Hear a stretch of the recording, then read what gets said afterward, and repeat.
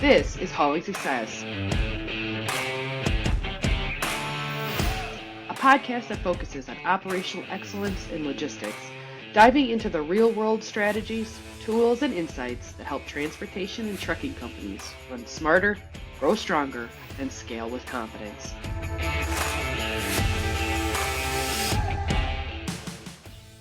Hi, everybody. Welcome to Hauling Success. My name is Pam Polyak, your host. We are powered by Amos TMS. Today, we are going to discuss fuel surcharge. Start from the bare minimum. What is it? Why does it exist? How does it help you? And how the heck do I calculate my own fuel surcharge to customers? So we're going to start with real basics. Obviously, fuel has been going up like crazy. There was obviously the huge jump in April. Likely no sign of it stopping, depending on what our lovely president decides to do next. We all know that there's a lot of turbulence in things that our president currently does. However, fuel surcharge is 100% something that affects us daily. What we need to operate our trucks. So let's talk and break it down in terms of what is fuel surcharge. First of all, grab a pen and paper. As long as you're not behind the wheel, you want to write down this web page, EIA.gov. Letter E, letter I, letter A.gov, EIA.gov. That is your fuel surcharge platform that is widely recognized within the industry. The government will turn around and issue every Tuesday an updated version of the fuel for the week. It divides out, when you first pull up the website, you got to be careful because it will show gas at the top. You got to scroll down to the second set of graphs that will give you your diesel prices. It will show you and break you down by the entire US on an average, but then it'll also break you down into different divisions. It's considered Pad 1, Pad 2, Pad 3, that kind of stuff. Pad 1, Northeast, Pad 2, Midwest, breaks it down into sections. And if you travel in California, California all by its lonesome has its own set of rules.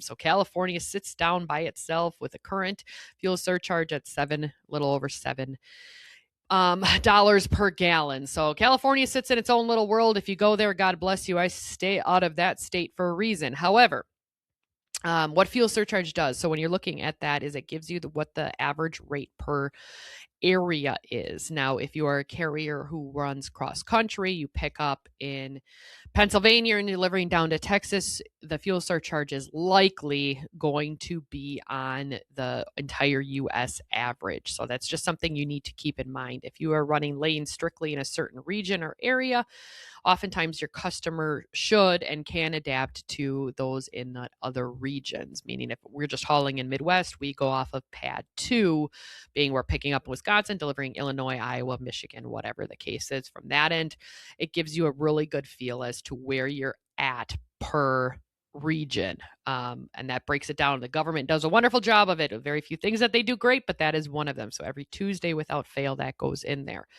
Now, why does that matter and what does it mean to you? So fuel surcharge became a best practice early 2000s, 2008, when the market really changed.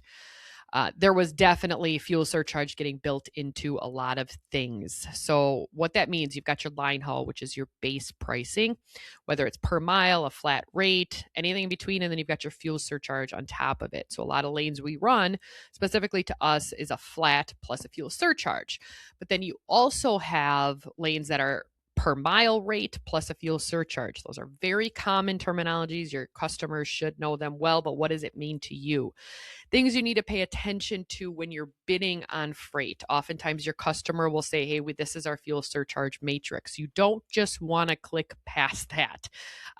Customers, especially in the beginning, were doing a lot of this. I feel like it's evened out a little bit, but there are still some sneaky buggers in there. So what the difference is where it starts. That's one of the big things you need to pay attention to.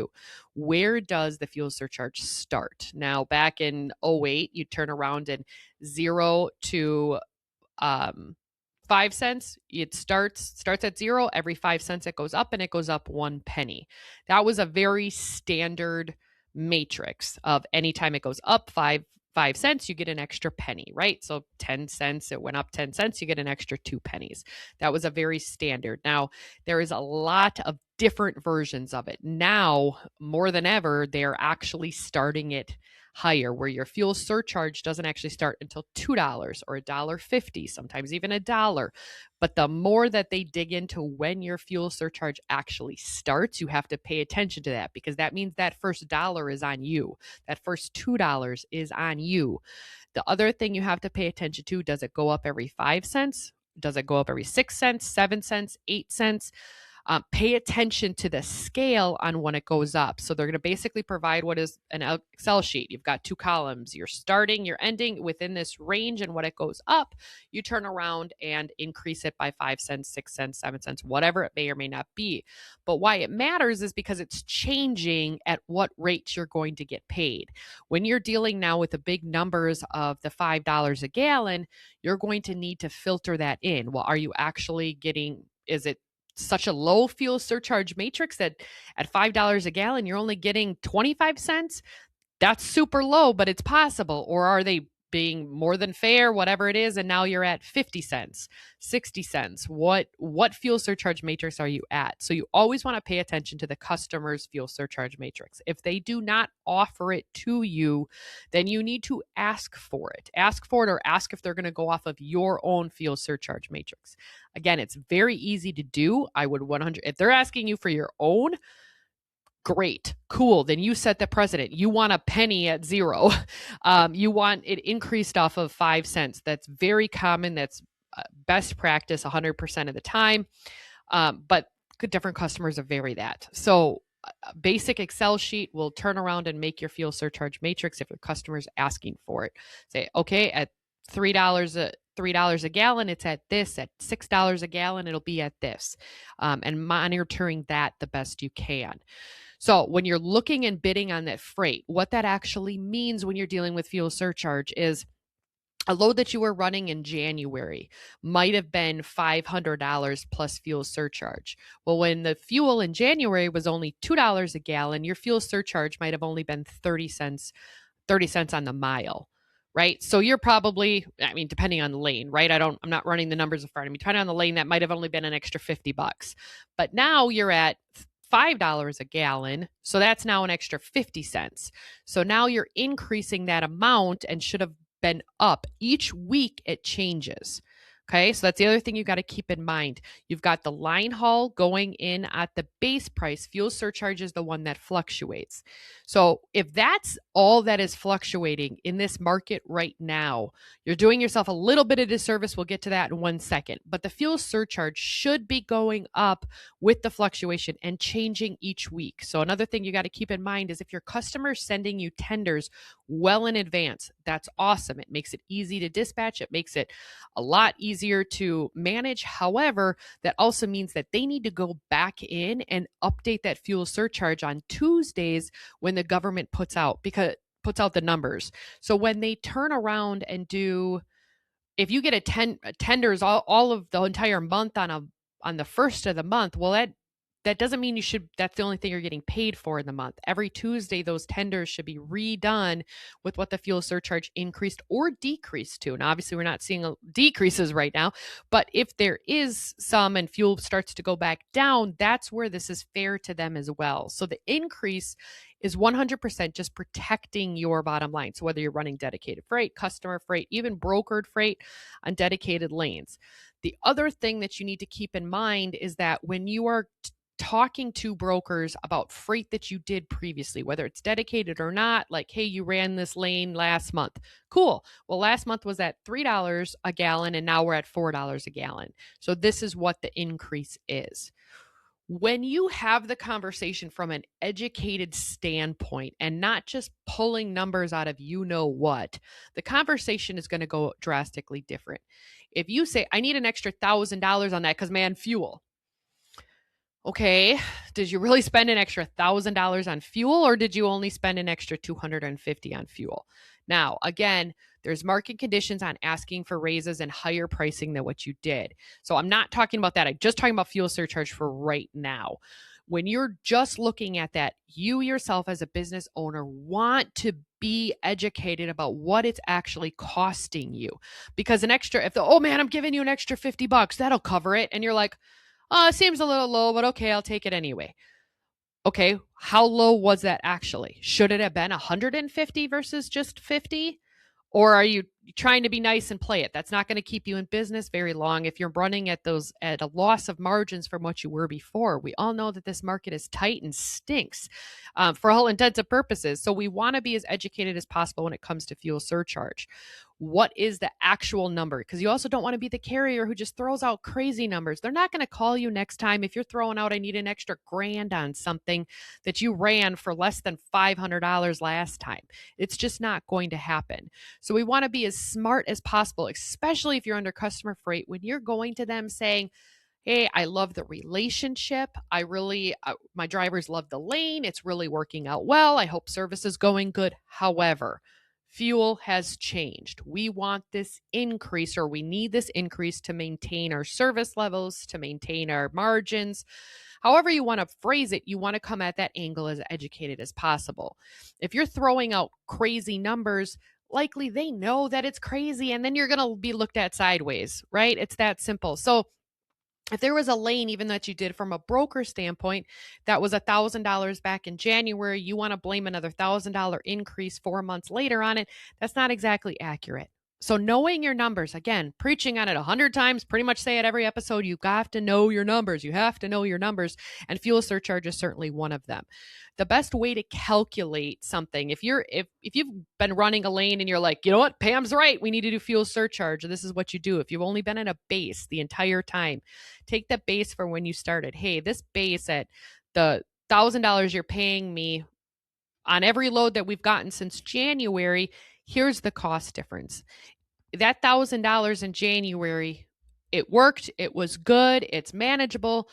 And in your mind, you can then break down what the fuel surcharge would have been. So you take that $1,000, you turn around and back down that number from the fuel surcharge standpoint. You look at the EIA.gov. Again, EIA.gov, you're going to look at that website and say, in January, the average for Pad 2, Midwest, whatever region you're in, was $2.50 a gallon.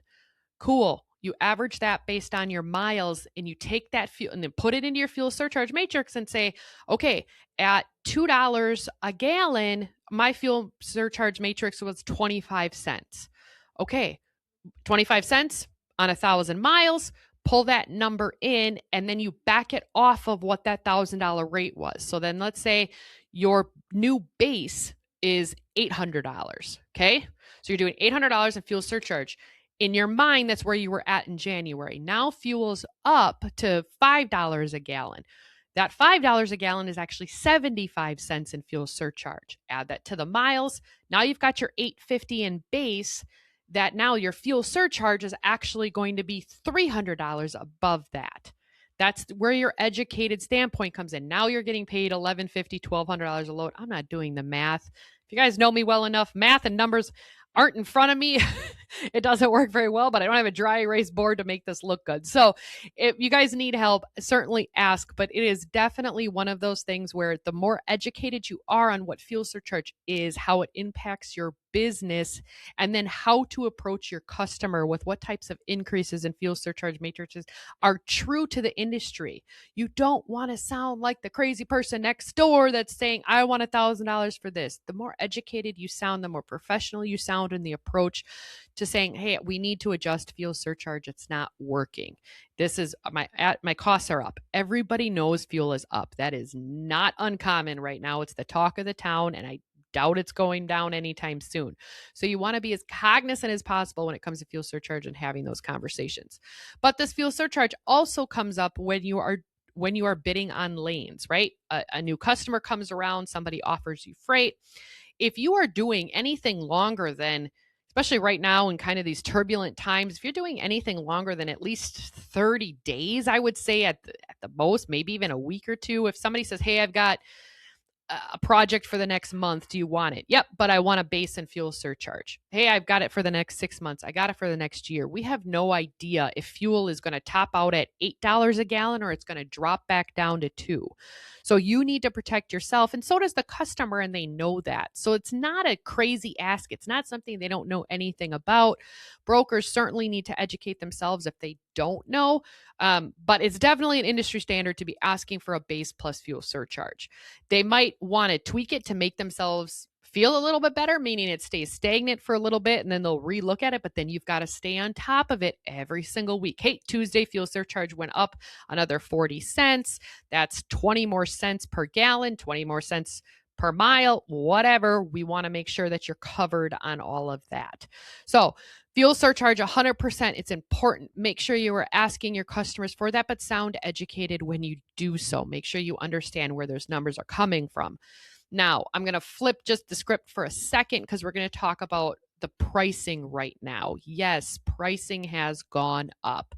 You can see it in freight waves. You can see it in all the data that's pushing out that the rate per mile on most lanes across the United States are increasing. But this also means you need to know your direct market. Make sure you're educating yourself. If you're very local or very tuned into exactly your little kind of bubble of freight and piece of the world, if you only run a few states or you only run a kind of a dedicated area like we do. I mean, we run Wisconsin, Illinois, Iowa, Michigan, Indiana, kind of that U shape around the Great Lakes.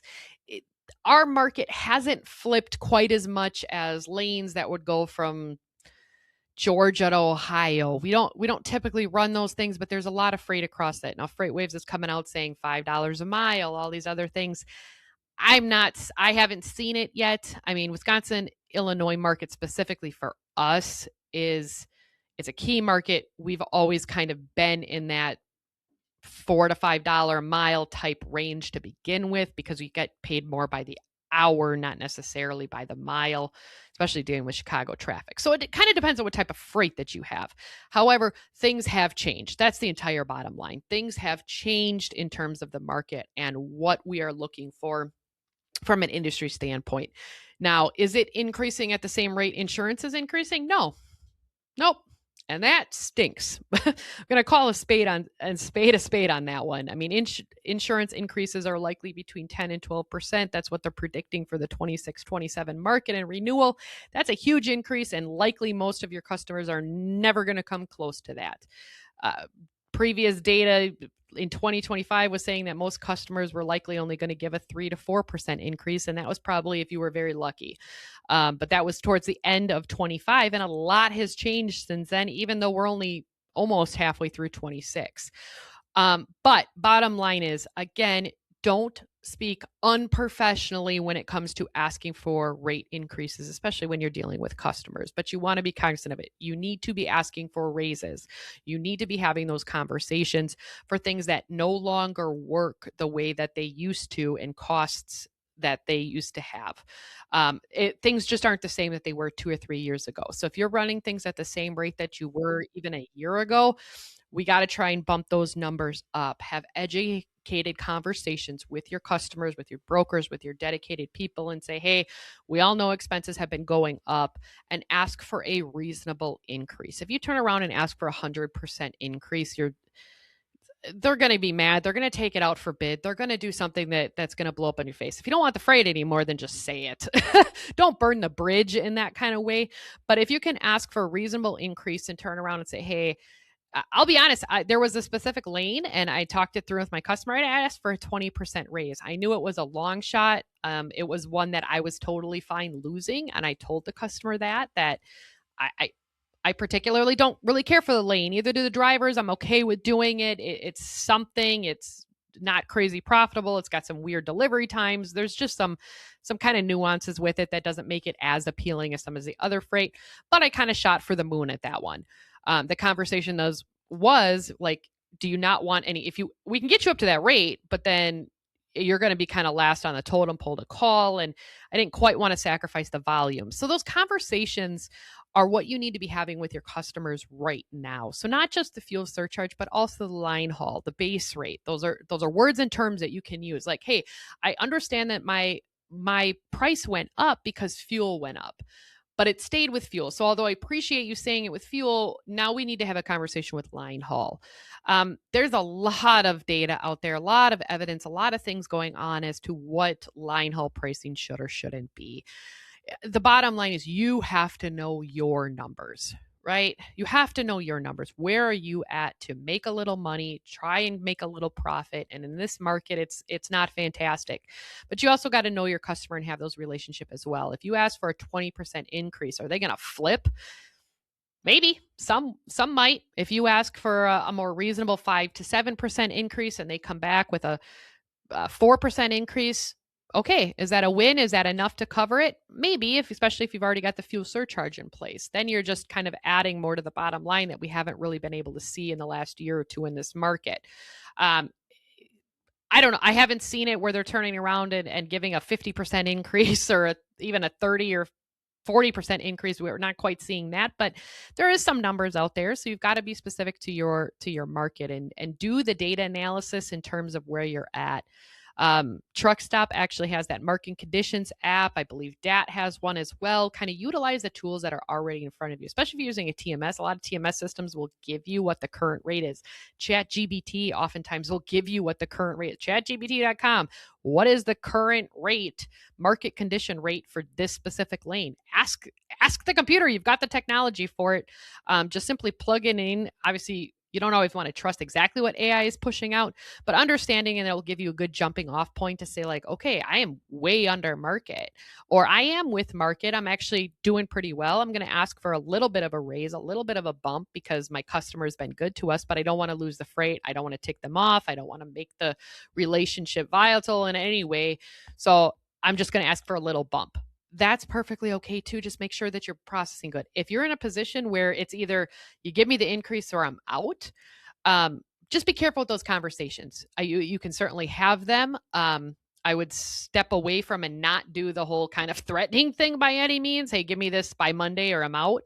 But rather pick up the phone and then have a direct conversation saying this lane isn't working for us anymore. I simply can't do it at that rate. However, I can do it at this. I'm a huge proponent for making sure that you also give solutions when things like this happen, because you also, and then you want to give your customer time.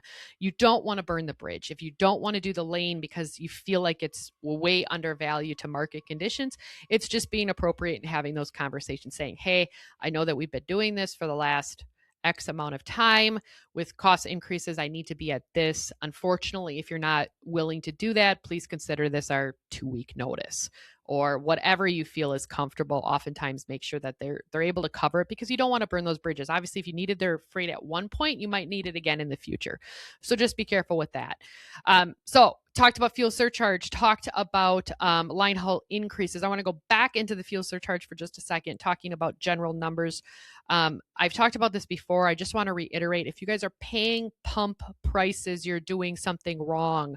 Do not pay the price that's at the pump. You want to make sure that you are set up with a fuel card of any kind.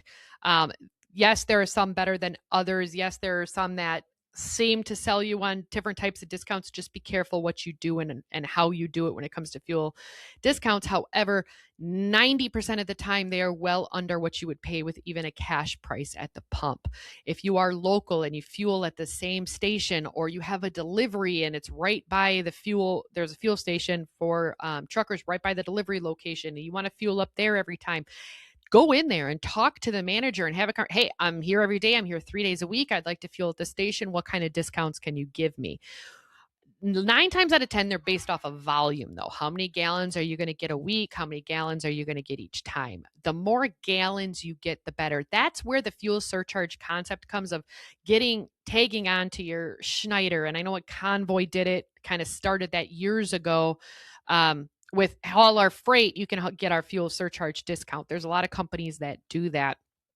And that's actually, it's a very real thing, because fuel companies and stations will turn around and give discounts based on the bulk pricing, right? If this entire conglomerate of carriers is going to buy $10,000 or 10,000 gallons worth of fuel a week, we're going to give them a discount of X versus, hey, if you're only buying 300 gallons a week, here's your discount. Now, there's different ways to consider discounts. You have your gallon off, which means, hey, every time they're advertising, I get 25 cents a gallon off. I get 40 cents a gallon off.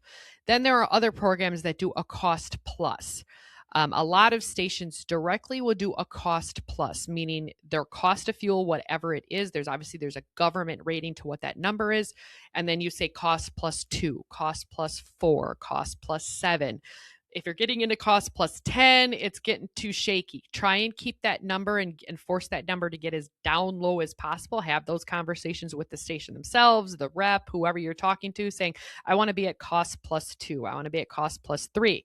Just to give you a little knowledge nugget, I'm at cost plus 4. We run about 5,000 gallons a week, roughly, give or take. So just to give you guys a jumping off point. If you're nowhere near that, you might likely be at a cost plus 6 or 7, but that oftentimes is a lot less or a lot better in discounts than saying I get 27 cents off, I get 25 cents off. A lot of those apps that go out there and that you subscribe to the apps will turn around and give you discounts as well. Those have been great as well. I personally, we're so local that we have dedicated cards for dedicated stations here. Shout out to Quick Trip. We love you here in Wisconsin. But we also have emergency cards with EFS, that kind of stuff after. But you can go big if you're doing cross country, your Triumph Pay, your EFS, your multi-service fuel cards. Those type of systems are 100% designed to save you money. Yes, they're making money. They wouldn't be in business if they're not. But it is much better than paying cash at the pump. The other thing I want to talk about is governing trucks. I completely understand that if you are a 1 to 2 truck operation, hiring somebody and saying that the truck is governed is oftentimes a difficult sell. However, I would like to point out that I actually met somebody who runs an entire 600 fleet operation, and all of their trucks are governed at 62 miles per hour. I was shocked. I felt like 62 was very low, especially because they run Texas to Wisconsin. They run cross country. 62 seemed very low for me. I was quite shocked that they were able to hire anybody at that. However, we govern at 68, accelerate up to 72 for passing. That's comparable. Is it the best? No. The lower you are, the better it is, but it does become obviously difficult to manage kind of drivers, and they get frustrated, obviously, going much slower than traffic. However, governing your trucks 100% adds value to your bottom line when it comes to fuel. Watching idle time. So if you're a fleet owner, you want to watch idle time. You want to watch those telemetrics that are coming out that says, yep, hard braking, fast acceleration, speeding, those kind of things. When those things are happening, it's directly affecting what your MPGs are. So you need to be careful and watch that, monitor it, babysit it a little bit. You don't have to be a jerk about it to the driver, but just say like, hey man, I'm noticing this, or we need to figure out a way. If you can get your truck to at 7 miles per gallon or 7.5 miles per gallon, you can get that truck to that for a month. I'll give you a little bit of bonus, because then you're paying the driver. You're rewarding the driver for it, and you're not paying the fuel company. Obviously, calculate those numbers out. What does it mean if you can get your truck to 7.5 or 8 miles per gallon versus the 6.25, 6.5 it's going right now? Calculate out what those differences. If the driver's running 2,500 miles a week, what does that all equal out to? And say, hey, I'll give you half of that bonus away. The driver wins 100% of the time, and you win. Now you're splitting the profit that you guys just saved by changing those MPGs and focusing on that as a narrative.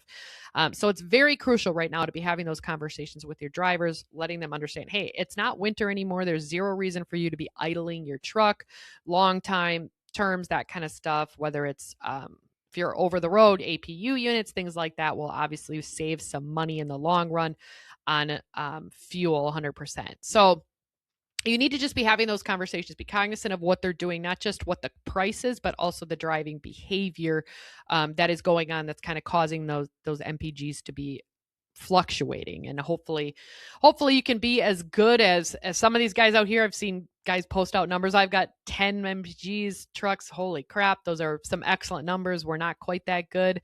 We do a lot of city driving here. So we kind of sit in that 7.25, 7.5 range right now. Nothing to be crazy proud of, but it's certainly not horrible. I know a lot of the old trucks and things like that can be sitting in the 6.